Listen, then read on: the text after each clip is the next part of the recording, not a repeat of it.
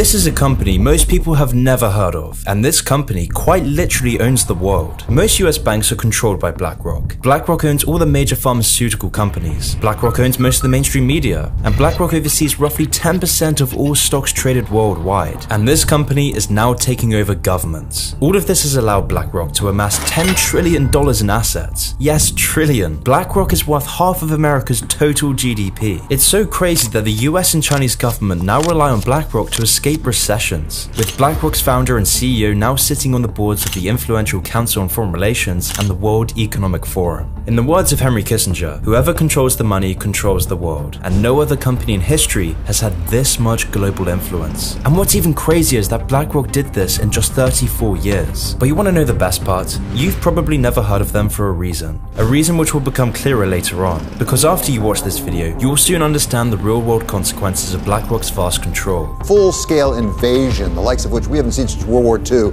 of Russia into Ukraine. And those high gas prices mean the cost of everything that needs to be transported is on the rise. So then how could BlackRock gain so much influence over the world? How could BlackRock go from being just a boring investment firm to the most powerful company that has ever existed? Well, to start, we have to delve into the past of how Larry Fink made BlackRock. Larry was born into a wealthy Los Angeles family in 1952, and from the start, he was always hungry for power, with his early years spent pursuing a career in politics, where he would gain a BA in political science from UCLA. However, he soon enough realized that politics isn't where the real power is, money is. Following this, he changed his focus early on to go into banking and real estate. And while at college, Fink was immersing himself in the world of the rich and powerful, having been a full-time member of the secretive Kappa Beta Phi, a group that's members included Michael Bloomberg and the Goldman Sachs chairmen. Fink took full advantage of these connections and started a career in the mortgage bond department at First Boston, a boring New York-based investment bank. This was where Larry would make his mark on the financial world, because over his time at First Boston, Fink became one of the highest earning employees, generating over $1 billion. He was unstoppable and it seemed like he was going to be crowned CEO. Larry became an expert in these little understood investments during his time. However, this success didn't come without a price. He wasn't going to make this money for someone other than him, and so he began creating a ticking time bomb, and only he knew how to defuse it. So in 1986, his risky practices and ambition caught up to him. After a few too many risky trades, Larry made a huge blunder. He lost $100 million of this bank's money in just the space of months. All the goodwill and reputation he had gained was crumbling into dust, leading to him being banished from First Boston. It seemed like world domination was just a silly fantasy, that he would never make it to the top. However, Fink wasn't giving up his power this easily. Instead, he would use this disaster to his advantage, vowing to make risk management and avoidance his main focus from now on. And so after becoming unemployed at age 36, Fink would team up with some of his old connections from Kappa Beta Phi. And in 1988, BlackRock was formed. In no time at all, Larry was making bank. In just 5 years, BlackRock went from being worth $5 million to over $8 billion. However, it wasn't all smooth sailing. During this time, a power struggle would emerge between who would control BlackRock's future, because Fink wanted a bigger piece of the pie. He didn't want to share his plans for world domination. So in 1995, he would pressure one of the co-founders, Schwartzman, to sell their stake in BlackRock for $250 million. A stake that would now be worth over $12 billion alone. But after these power games, Larry Fink's path to world domination was unstoppable. Larry Fink became more and more powerful over the next decade, but this still wasn't enough for his ambition. Now earlier on, I mentioned a ticking time bomb that Fink helped create in his early days at First Boston. Well, this time bomb was now ready to explode, and in 2008, the worst financial crash since the Great Depression struck the world. Traders saying this is the craziest day they have ever seen in these markets. Veteran traders saying they've never seen anything like it. The movement in oil prices so fast. The most serious recession in decades. And that means life, as most Americans know it, is about to change. And the best part is, this was all under Larry's control. Larry Fink's mortgage-backed securities had been the fuse all along. And because Larry Fink knew the 2008 crash would happen, BlackRock's focus on asset management sealed them from the crisis. In fact, this disaster was an opportunity for Larry Fink, because Larry was the only man on Wall Street who could fix this crisis. And so with Larry's personal connections with the Treasury Secretary Timothy Geithner, BlackRock secured an uncontested contract to manage the assets of multiple banks that crumbled during the crisis. Exploiting this disaster faster to become the most powerful man on Wall Street. But still, this was only Wall Street. This still wasn't close to world domination. So how could Larry Fink control governments and the world economy? Well, BlackRock made another breakthrough by offering ETFs. Now, this might sound quite technical, but ETFs are a type of investment fund that puts money into all the companies in a certain industry. And these new investment funds proved wildly popular because of the stability and solid returns. And unsurprisingly, BlackRock became the largest player in this new market, reaching the top of its industry, sucking up money from everywhere using its new money management platform. From the biggest banks to the smallest retirement funds,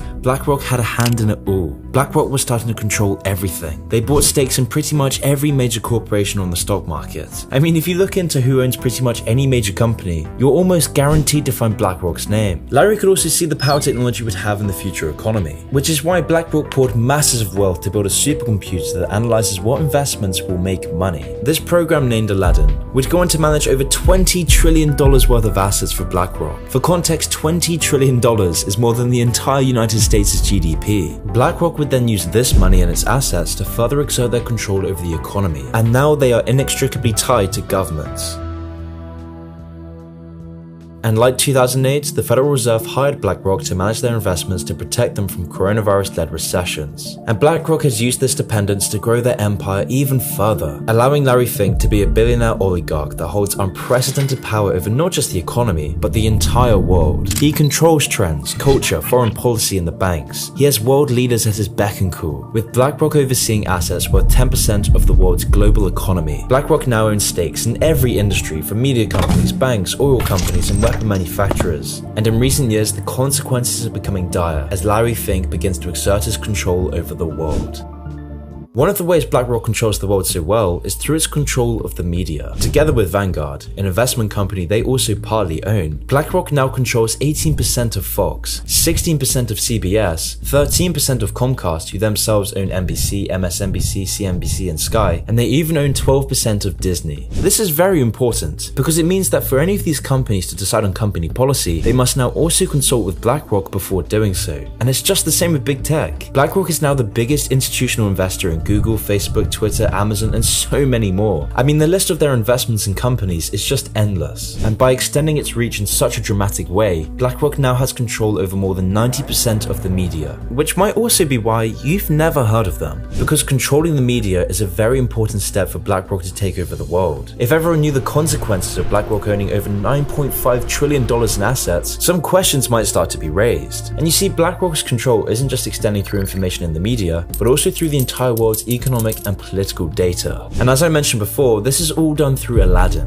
where Aladdin accurately predicts the outcome of every single investment. But the question is, where does Aladdin get this information from? Well, that's where things become very jarring. You see, because of BlackRock's ownership of banks, insurance companies, social media giants, and even pension funds, Aladdin now possesses huge amounts of personal data on everyone. Everyone who has ever knowingly or unknowingly given BlackRock money. And with such a powerful tool under their arsenal, everyone now wants a piece of the pie. And by controlling this much data, BlackRock now controls governments, because BlackRock can use this data to sway companies and even government decisions. For example, BlackRock successfully lobbied to get a contract to manage the EU's regulation of banks. However, this backroom deal is now being investigated as BlackRock themselves own the banks they should be regulating. And this is just one of the many examples of these sorts of actions. A 2016 study in the Journal of Finance documented that investment companies like BlackRock show, quote, widespread behind-the-scenes intervention in the companies that they own stakes in. And this problem only gets worse as BlackRock owns stakes in nearly all major publicly traded companies. And now with our current recession, BlackRock is buying as much homes and real estate as possible, causing regular house prices to skyrocket. BlackRock profits when a society doesn't own their homes but rents, because BlackRock can squeeze even more money out of the economy through mortgaging off these artificially inflated homes. But this whole situation becomes even more sinister when you realize BlackRock's power is now being compromised by other actors. For example, in August 2020,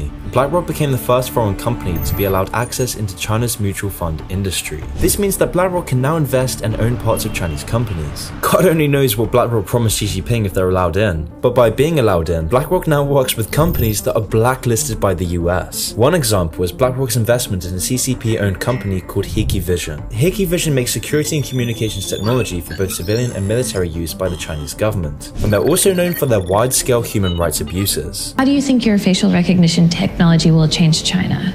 Everything happened in the public can be recorded Now, this money being invested into China isn't just BlackRock's own money. Most of this money comes from the pension funds and bank accounts that ordinary people pay into BlackRock inadvertently. Through BlackRock controlling banks, people have no choice about whether they give BlackRock and the CCP this money. That's if they even know about BlackRock. This recent trend of BlackRock funding authoritarian regimes can only mean bad things for Western democracy, because this empowers regimes like China and Russia. It gives credence to dystopian regimes, and this trend is now promoting others to do the same. I mean, BlackRock recently recommended that their investors triple their investments in China. This would place billions more into a dystopian regime at the expense of the West. And the worst part is that China sees the companies that operate within it as simply extensions of the one-party state. They own these companies, and in return the companies act out the CCP's will, which is a worrying fact when you consider that BlackRock owns the entire world's data. TikTok's data harvesting is nothing compared to BlackRock's. BlackRock knows the entire world's bank details, their preferences, tastes. It sets social trends, it oversees entire countries. So any increase in Chinese investments will see not just BlackRock's influence grow, but also China's influence grow in BlackRock. Since August of 2020, when BlackRock were first allowed into the Chinese economy, they have only poured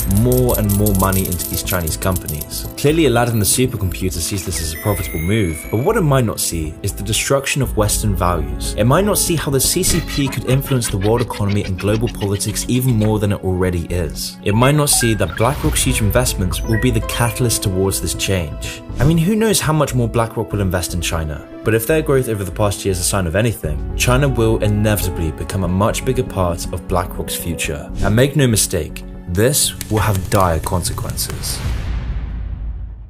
But the cherry on top of all of this is that BlackRock is the main force behind the sheepish woke lecturing that tells you how guilty you should feel. In 2018, around the dawn of the new generation of political correctness, Larry wrote a letter telling all the companies under his thumb to, quote, contribute to society or risk losing our support, adding that, quote, society is demanding that companies, both public and private, serve a social purpose. Which is a very interesting statement coming from a company that is quite literally funding the persecution of Uyghur Muslims and the imprisonment of the Chinese population. A company that is funding a dystopic nuclear regime that is quite literally threatening the very fabric of Western civilization. And so with BlackRock's push for, quote, social purposes, companies now have an ESG score, or in other words, sustainable investing scores, where you have a rating system based on your company's political and social facades. So for example, doing a woke ad for a company like Nike, or silencing any controversial political views on social media will help you get the high ESG score. They will, on their investor relations page,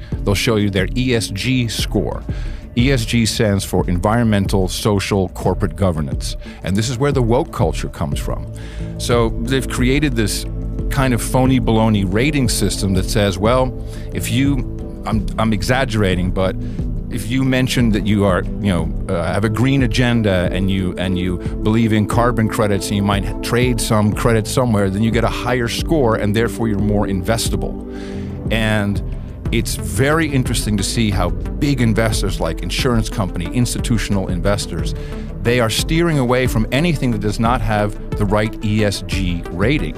And if the past tells us anything, it seems like BlackRock is only destined to control more and more of our daily lives. Through Larry Fink's close ties with government leaders around the world, with his huge influence over the World Economic Forum, and his position on the boards of the Council on Foreign Relations, BlackRock is only destined to metastasize. So perhaps BlackRock defines the new era of our globalized world, where ruthless, predatory corporations amass more power than countries, where our politics and society isn't dictated by votes, it's dictated by investment boards controlled by BlackRock, delivering us a more generic, mindless, vapid, and vicious culture. Perhaps BlackRock is just a monument to a world divided between too big to fail companies and powerless, moneyless, and joyless citizens, where companies like BlackRock buy up all our houses, inflating our currencies and profit from our conflicts and turmoil. That's why you can't buy a house. That's why we're more divided than ever. That's why too big to fail companies are defining life in the 2020s. Because we no longer live under free market capitalism, we live under a system for socialism for the rich.